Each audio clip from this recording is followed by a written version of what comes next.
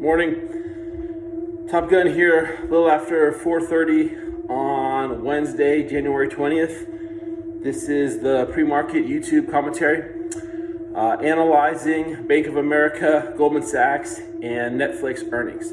All right, let's start with Bank of America. So Bank of America reported on Tuesday morning, and what stood out was the 16% decline in net interest income. This is the difference between what banks earn on what they lend out and what they pay on what they borrow. So it's a core measure of their profitability.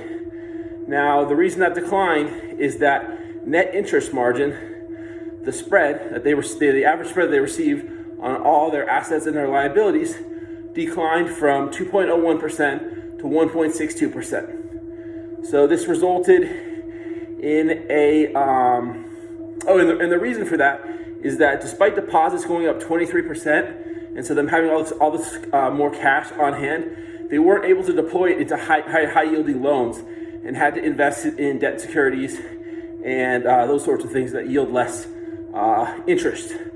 All of this led to a 23% decline in net income, and Bank of America was off 2.23% on above average volume yesterday. All right, let's turn to Goldman Sachs. Goldman Sachs reported an extremely strong quarter.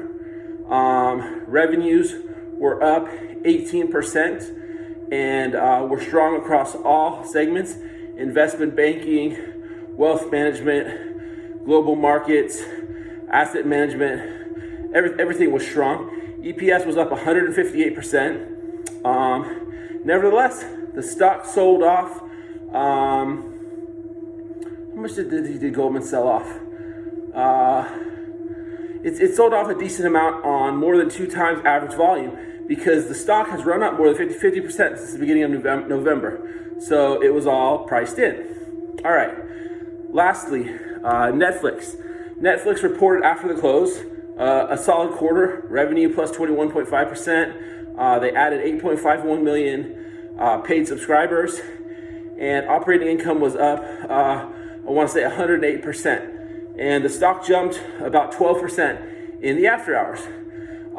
Now, my problem with Netflix is valuation. They have a huge debt load.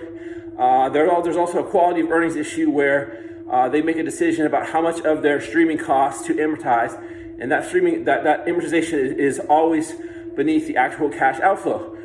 Let's exclude that and give them the benefit of the doubt and take operating earnings of 4.6 million, reduce them by the 21% corporate income tax rate.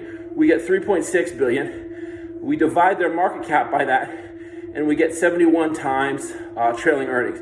So even if we give them all the benefit of the doubt, the stock is just extremely expensive.